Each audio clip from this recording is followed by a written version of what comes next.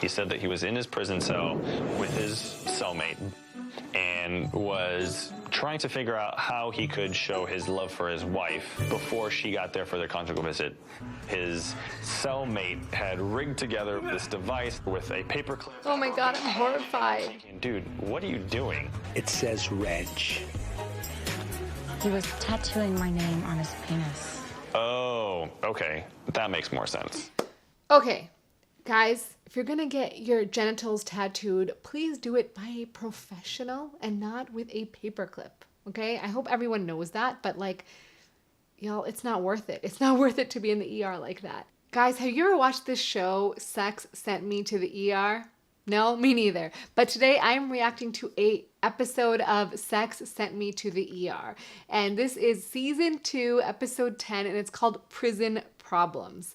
I've never watched this show before, and I'm kind of curious to see what we're gonna see. I'm Dr. Rena Malik, urologist and pelvic surgeon, and if you're new here, I react to videos, sometimes like this. I talk about urologic conditions, men's sexual health, female sexual health, urinary problems, kidney stones, cancers, all sorts of things urology. So if you like what you see, make sure you subscribe and hit that notification bell so you make sure you don't miss new content from me every single week.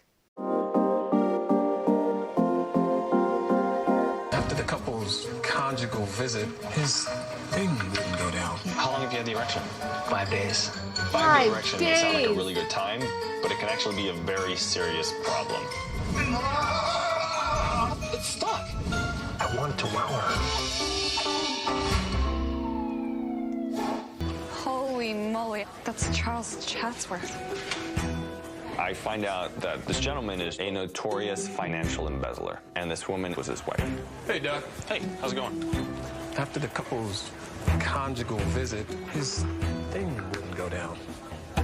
I didn't know those were real things. Wonder that something's kind of going on. So the wife had to bring him in. His Dow Jones is up and it has not gone down yet. His what? Wait, he still has the erection? Doc, how long is this thing gonna take? I have to examine him. When we get him in the bay, let's get some blood tests. I knew that we had to get this patient examined as quickly as possible so we could get down to what's causing his problems. How long have you had the erection? A while, I guess. Are we talking about a number of hours here? 5 days. 5 days? 5 days? That's an insane amount of time. I'm gonna talk about this later at the end, exactly when you should go to the ER and why you should. But basically, if it's longer than 4 hours, go to the emergency room. Do not wait. Do not pass go. Do not collect $500. Just go straight to the emergency room, okay? 5-day erection may sound like a really good time, but it can actually be a very serious problem. We need to figure out what's causing it pretty fast. Why did you wait so long to come in? You don't brag about a 5-day erection in prison. I understand that, but your penis could be severely damaged. What's the big deal? I mean, it doesn't even hurt. It doesn't the patient hurt. told me that he was not in pain, I was incredibly surprised. The prisoner has priapism. It's an erection that goes on for longer than normal. I asked Nurse Caitlin to draw some blood tests, and if any of those come back positive, that's pretty indicative of ischemic priapism, which means permanent damage. So the fact that it's not painful is telling me that this might be what's called a non-ischemic priapism. As he's mentioned, they want to figure out whether it's ischemic or non-ischemic, and if it's ischemic, that's more of an emergency. And usually those erections are extremely painful, and you would not be waiting around for 5 days with that kind of pain. However, because he's saying it's not painful, it's probably related to some sort of trauma, although we usually don't see that after a sexual encounter. So let's see what else is going on here. He had been concealing it from everybody in prison. He had concealed it from his wife.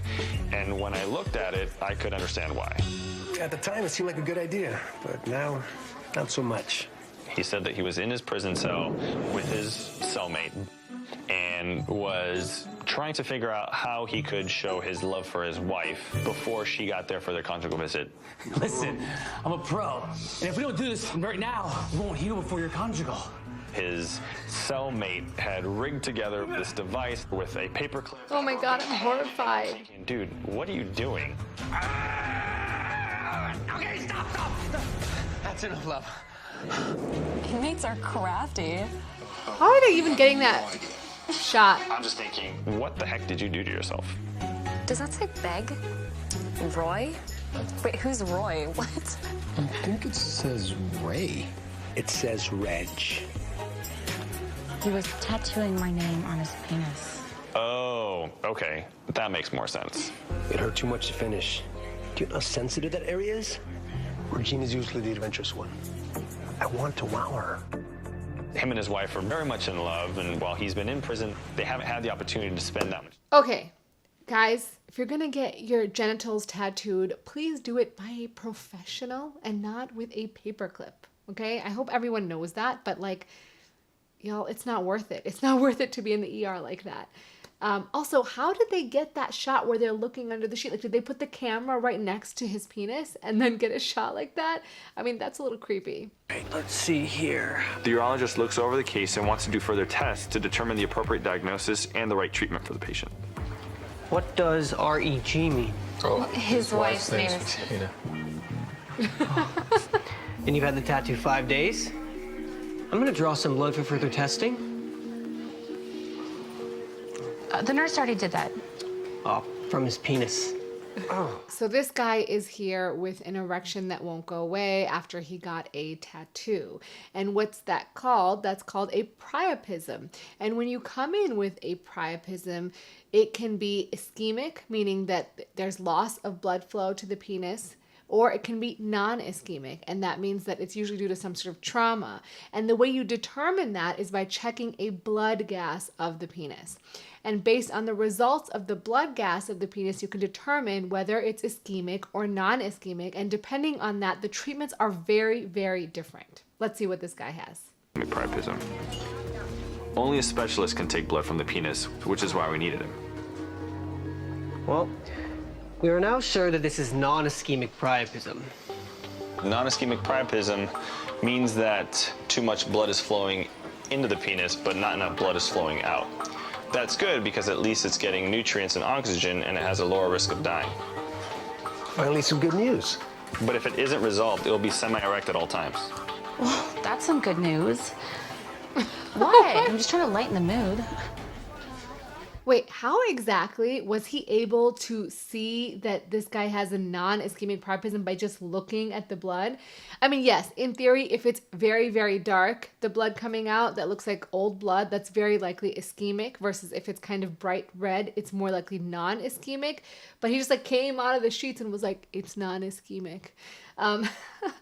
So I think what he's going to start saying is, this is likely due to the trauma from the actual tattooing process. And typically, like he said, the treatment for this is we just watch and wait. You can at times go to have what's called an angiogram done with interventional radiology, where they inject some dye into the blood vessels to the penis to see if there's any sort of abnormality, like a malformation. In those cases, they can actually coil the malformation, and that can help alleviate some of the erection and the pain that's associated with the erection. Typically, the difference is with a priapism that's due to an ischemic process, very often due to if they've taken medication for erectile dysfunction, which can include oral medications or injections in the penis, more commonly with injections in the penis, or if they've taken certain medications that can cause priapism, or if they have something like sickle cell anemia, which is a disease in which the blood cells are misshapen or misformed. It's actually an inheritable disease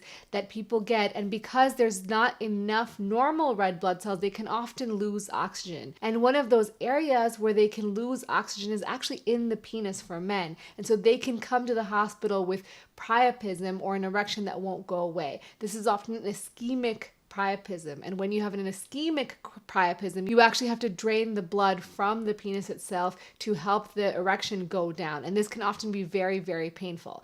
I actually reacted to a Grey's Anatomy video of an ischemic priapism, so you can check that out and learn a little bit more about that. Might be a little cold. The urologist runs the ultrasound. Oh, there it is. There's the cause. You have penile fistulas. Well, what does that mean? So dramatic. Confirms the presence of these things called fistulas, which are connections in between the penis's arteries and the penis's veins, which cause damage between the penis's blood vessels. You see this? So guys, you usually don't diagnose this on an ultrasound. Most often it's done by a radiologist, an interventional radiologist who will do an arteriogram. So they'll actually inject dye into the vessels and they'll be able to see the connection. It's very difficult to see in an ultrasound, and I highly doubt a urologist would actually be able to do that unless they are very highly skilled and have done a lot of ultrasound. It's not something certainly that I do. And also it's kind of really poor bedside manner, and everyone's standing there watching this happen. When you're doing a management of priapism in the ER, typically the patient is accompanied by their partner, spouse, whatever. And then obviously the urologist would be there. And sometimes when you're doing a procedure that the emergency room is not familiar with, they'll also ask to come observe the procedure. And that can be the emergency medicine physician, or if you're at a teaching hospital, there can be residents or fellows there as well who are learning how to do that. So it can be a lot of people, although the way this is going down is just very, very dramatic and not at all realistic. You see this all the time with at-home tattooing. It's incredibly dangerous to tattoo down there. Your buddy punctured your skin too deeply. I don't see this all the time. It's really hard to gauge depth when you're tattooing such a delicate organ. The holes in the blood vessels cause fistulas. The patient's incredibly lucky that the fistulas didn't interfere with his urethra and cause any urinary issues. Okay, so a fistula is a connection between an artery and a vein, and it's not always necessarily near the urethra. So it's very actually rare that you would get an arteriovenous malformation that would somehow also injure the urethra. Maybe the needle that they were using to tattoo could injure the urethra. Again, the urethra is the tube where you pee from. And so I don't know what they're really getting at here. So interestingly, this urologist says he sees this all the time. Well, first of all, I don't see a lot of patients with penile tattoos. Certainly I've seen a handful, maybe more than a handful, but I've seen, several, but not like hundreds. And I actually looked this up in the literature, and I found one report of a non-ischemic priapism following a tattoo of the penis in the Middle East, and they report that they are the first ever reported in the literature. That doesn't mean that it's the only one that's ever happened, but I would claim to say that it's probably very infrequent. As a urologist, I'm more often seeing men in the ER with ischemic priapisms, like I talked about in my last video reacting to Grey's Anatomy. Having a non-ischemic priapism is more rare. I'd probably guess that on the order of every 5 ischemic priapisms, I'll see 1 non-ischemic priapism, and that's just my experience. Charles is lucky there aren't further complications, but without surgery to implant a shunt to drain the blood, this could persist indefinitely. Then do the surgery. However, with surgery, he runs the risk of having permanent erectile dysfunction. So I don't necessarily agree with the management of this non-ischemic priapism. You don't do a shunt for a non-ischemic process. Again, that's something that you would do for an ischemic process. In this case, you would, again, do the arteriogram with interventional radiology and then try to embolize that malformation. And there's different kinds of materials that the radiologist can use. They can use gels or coils, so absorbable or non-absorbable materials that can help, close off this malformation. And if those don't work, and when they do work, they're about 90% successful. If they don't, then you can do some sort of surgical ligation of the malformation. However, I've never had to do that personally because over time, these usually tend to get better. And anytime you do any type of surgery, there is a risk of erectile dysfunction. But when you are able to embolize the malformation, typically the large majority of people will be able to retain their erectile function. All right, so I had to get up and close the blind that was putting all those lines on my face. But anyways, what I really want you guys to take home from this is that having an erection that lasts longer than 4 hours is an emergency. No matter what you think the reason is that this happened, you need to get to the emergency room. The longer you wait, the more likely you could get permanent damage to your penis and have erectile dysfunction. dysfunction. It's not fun, it's not cool, and usually it's extremely painful. So don't wait, don't delay, get to the emergency room and you will see a urologist there who will be able to evaluate you and manage you appropriately. I get it. It can be super embarrassing to come in and talk about your genitals with a complete stranger, but it's a lot worse if you wait and then you have problems with erections for the rest of your life. Okay, I don't want to end on that really depressing note, but I want to thank you guys so much for watching. If you have enjoyed this Sex Sent Me to the ER reaction, comment below, let me know. There's a whole season of Sex Sent Me to the ER episodes, and I would be happy to react to more of them if you like it. As always, remember to take care of yourself because you're worth it.